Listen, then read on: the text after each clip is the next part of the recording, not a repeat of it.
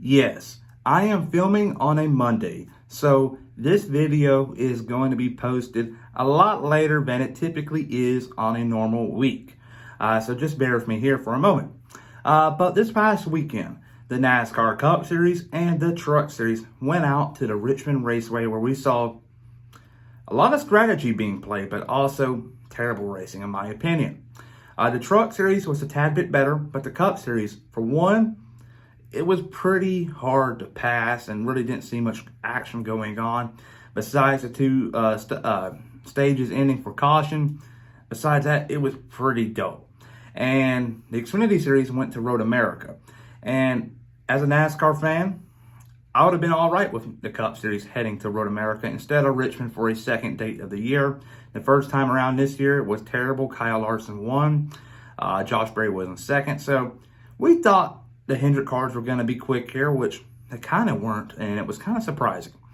But we saw Chris Buescher winning that, and then the trucks, Carson Hocevar, and Xfinity Sam Mayer. They should have went out to Road America, but that's my opinion. But enough said on Richmond for the time being. Today, I am here to give y'all my full-on predictions for this Sunday's Casino Firekeepers 400 at the Michigan International Raceway. It is going to be a very exciting weekend. I expect the Fords to be very quick. The F in Ford means fast, and I believe they're going to be fast in Michigan. I'm going to talk about that. I'm also going to talk about the point standings around the bubble, so stay tuned for that. But on to the intro we go. I'm Chase Briscoe, driver number 14 Ford Mustang for Stewart-Haas Racing, and you're watching William Blackwell on YouTube.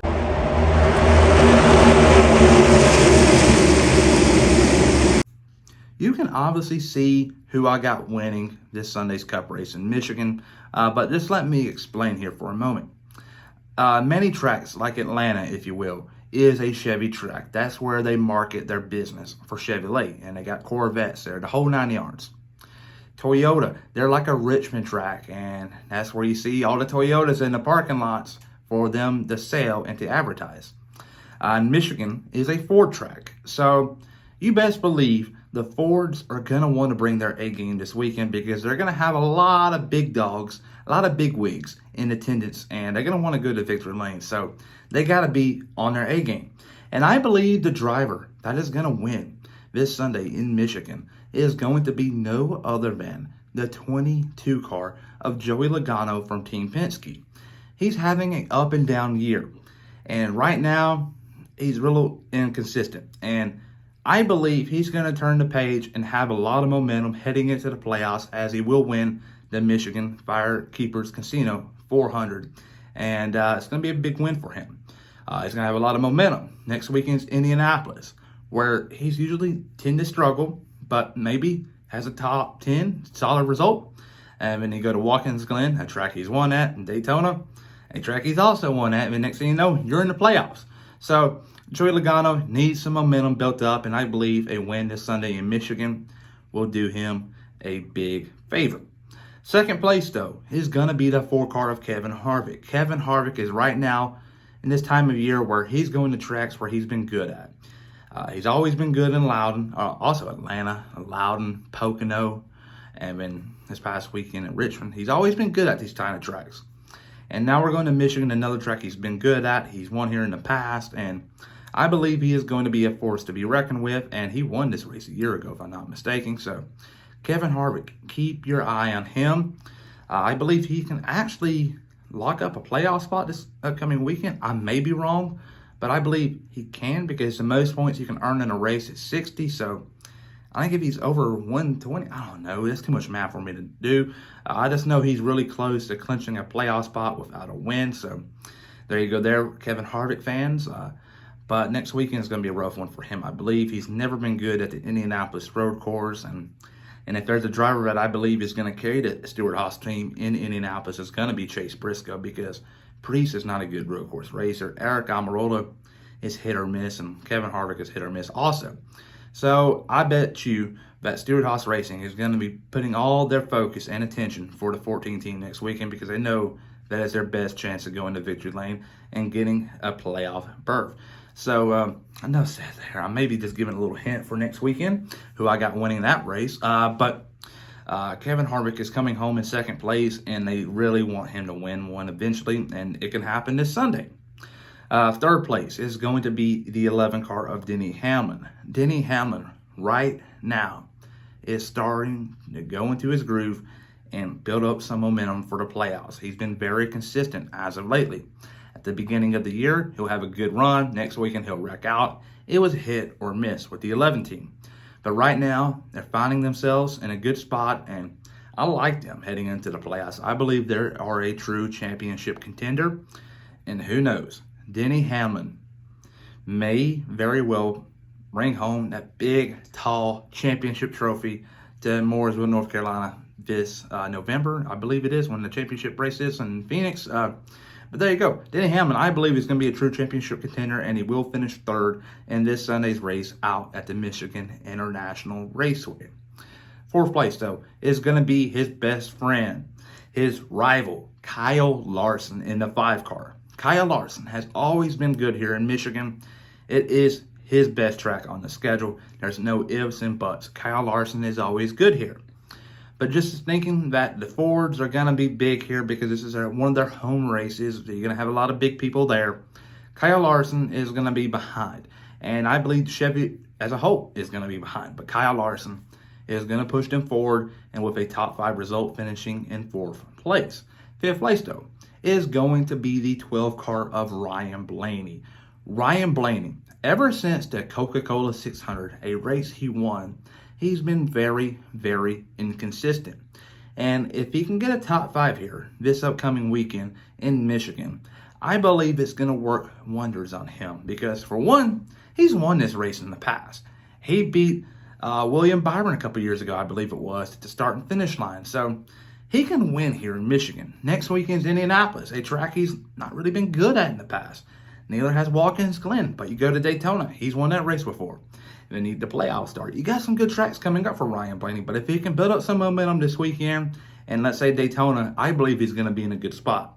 But he has to turn the page. He has to move on and cannot keep this running in the teens and 20s because that's not cutting it at all. My dark horse this weekend, I'm just going to shoot in the dark and see what happens. I'm going with Ryan Preece.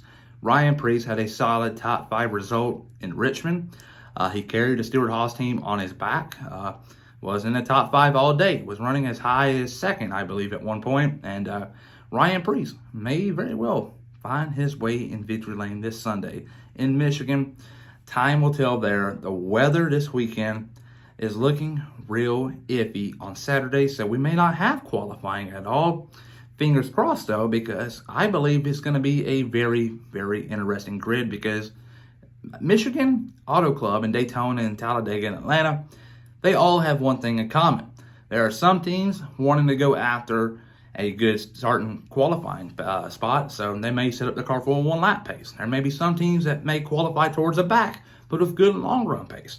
It's going to be an interesting grid, and hopefully qualifying can go on, because if not, it's going to be very boring because the teams that are up front are going to pretty much dominate, and it's going to be hard to see anything good go on there. But fingers crossed for qualifying. I made it sound kind of confusing, but there you go there. Logano winning his 2nd race of the year. He first won in Atlanta. And 2nd place is going to be Kevin Harvick. 3rd place, Denny Hamlin. 4th place, Kyle Larson. 5th place, Ryan Blaney. Dark horse, Ryan Preece. The weather's iffy. But now, let's take a real close look at the bubble, because things are starting to heat up. The bubble right now is very interesting because this past weekend we had Chris Buescher, a new winner, go to victory lane. However, he was ahead of the bubble, so this right here is not going to affect him at all because we got Bubba Wallace, who's in 15th place, who's plus 54 to the good. Had a phenomenal weekend.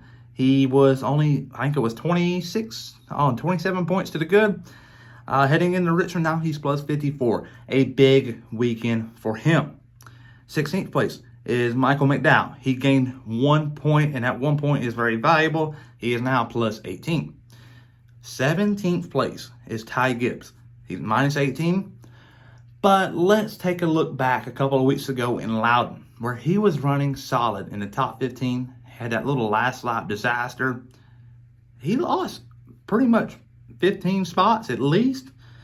If that did not happen, it could be really, really close. But just knowing that Michael McDowell is heading to a good track in Indianapolis and a good track in Watkins Glen, and Ty Gibbs is heading to a good track in Michigan for him, it's going to be very interesting, because I believe heading into Daytona is going to be about who finishes higher, and it may be to the point where if you win, you're in. If you don't, you're out.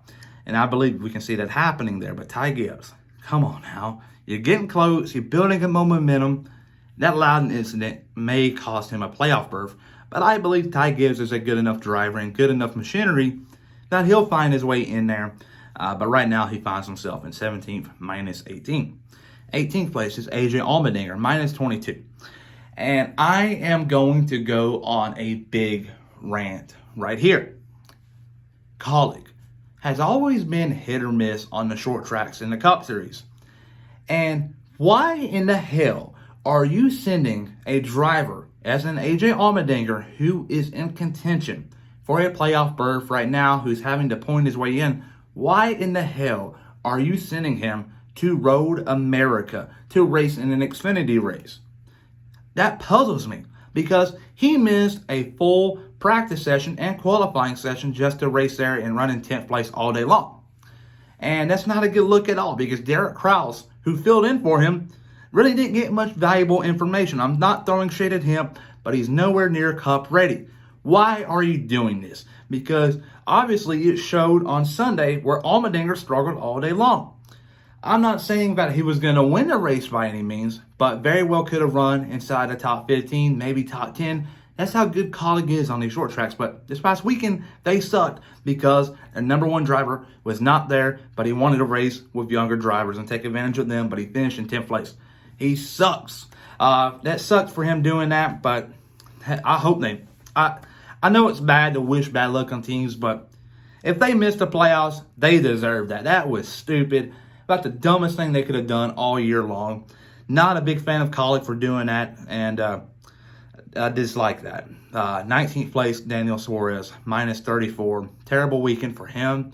I hope he can turn the page. He's a good guy. He really is. Every time I get to talk to him, he's always nice and friendly, and you just hope, I always hope, the drivers that are always nice and friendly have very successful careers. And Daniel Suarez is having a good career. He won last year in Sonoma and had a decent playoff run. Not the best, but he made a decent run.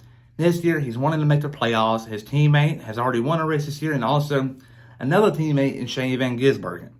Suarez has not. He came close in Atlanta with a runner-up result. These past 2 weekends have been rough to him. I really do hope he can turn the page. He's a great guy. I hope he can go to victory lane. I really do.